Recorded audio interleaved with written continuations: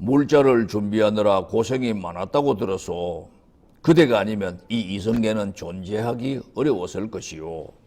이성계 장군이 진심으로 백달원에게 감사의 말을 했습니다. 장군께서 주실 때가 있을 것이라 생각했습니다. 군용 물자의 공급은 걱정하지 마시고 큰 일을 도모하시지요. 호호, 내가 그대에게 배워야 할 것 같소. 내가 큰 일을 할 작정인데 내게 무엇이 필요한 것 같소? 인입니다. 백달원이 망설임 없이 대답했습니다. 삼봉 정도전을 인재라고 생각했는데 그대 또한 인재가 분명하오. 정말 벼슬에 나설 생각은 없소. 사람마다 타고난 업이 다릅니다. 상인은 장사하는 것이 업이고 농부는 농사 짓는 일이 업입니다. 자기 업을 버리고 권력을 쫓는 것은 욕심이라고 생각됩니다. 과한 욕심은 화를 부르게 되고 인간에게 화가 닥치면 헤어나지 못하게 되지요. 그래서 상인으로 만족하며 살 생각입니다. 백달원은 권력에 조금도 미련을 두지 않았고 고려는 점점 혼탁해져 갔습니다.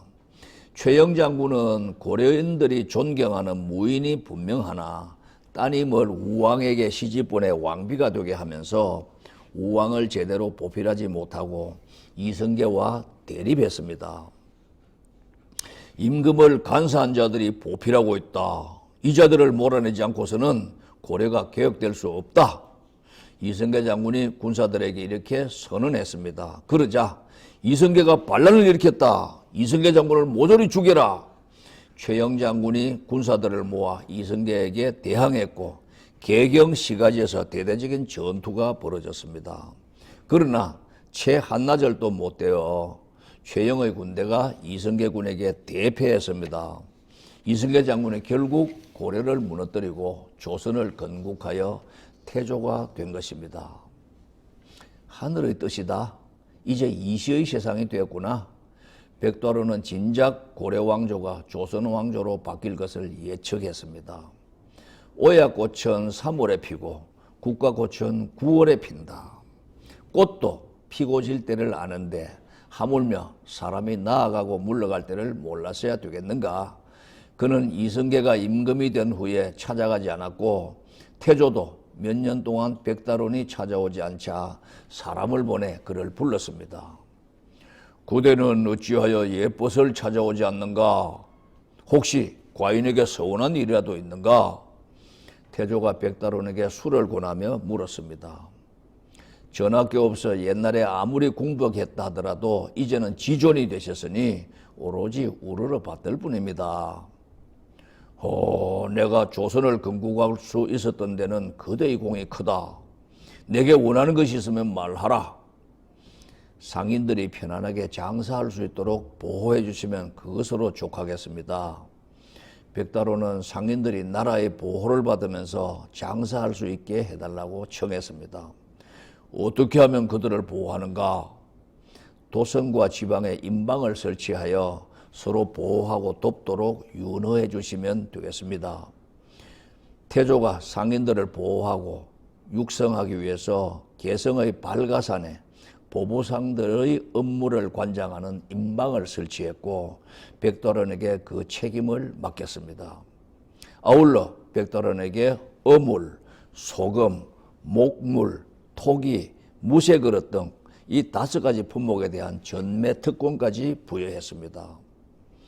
이렇게 백달원은 조선 최초로 상인들을 통합 관리하는 총책임자가 됐고 중요한 물품의 독점권까지 획득함으로써 태조로부터 기대 이상의 보상까지 받았습니다. 백달원은 임방을 발전시켜서 보보상들을 보호했고 그들에게 마음껏 장사할 수 있는 바탕을 만들어 줌으로써 마침내 보보상들의 아버지가 됐습니다.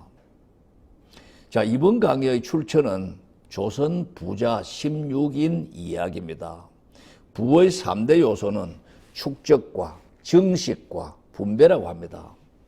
중국 부자 이야기 화식열전에도 나라가 위기에 처했을 때 백성들이 굶주릴 때 자기 재산과 곡식을 아끼지 않고 베풀어서 나라를 지키며 백성을 구제함으로 더 큰 부자가 된 인물들의 이야기가 많이 실려 있습니다.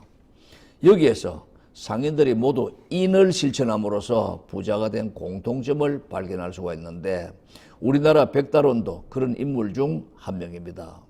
제가 이 이야기를 접하면서 이거 소설책 아닌가 할 정도로 매우 흥미롭고 감동적인 내용이었습니다. 큰 부자나 인한 사람들이 모두 그랬듯이 백달원도 책을 가까이 하고 성현의 가르침대로 실천한 사람입니다. 태조 이승계까지 그에게 배움을 청하면서 인재라고 말했을 정도니 백달원의 인품과 지식이 대단하다는 것을 충분히 유추할 수가 있습니다. 일개 노비 천민이 주인집 양반 아가씨와 도주하여 혼인하였고 이어 임금의 벗이 되었고 나라의 재물도 내놓았으니 가히 흠모할 만한 인물이 분명하다 할 것입니다. 한편 이 백달원의 이야기를 읽으면서 황순원의 단편소설 소나기를 연상해 봤습니다. 비를 맞으면 사랑이 싹 드나 보다.